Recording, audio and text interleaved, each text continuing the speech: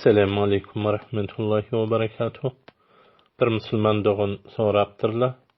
Venanalarımızın adlarını aytsak bolarmy? Peygamber aleyhisselam venanalarının adını aydiyamışlamy, yani ne form qygyrymışlar. Aziz musulman doğun Peygamber aleyhissalatu vesselam venanalarının adını aydiyamış.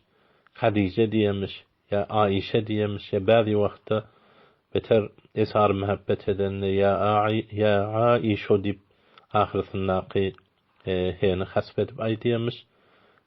Emma bir adam öz atasyny ihtiram bilen tutmaly, denany öz adamysyny ihtiram bilen tutmaly. Bir täzim bilen tutmalydy, öz adyny tutmaly. Meselem bir gowja Arap dilinde seyidi dip tutmaly, yani serwerim dip tutmaly.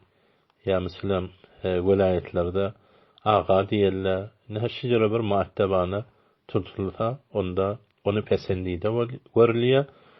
Yani bir mämuli tutmaly, denany adamysynyň adyny bir mämuli formada tutmaly, onu mekruh görülýär. Emma erkek denanysynyň adyny tutmakda hiç bir mahdudiýet, mahzuriýeti ýok.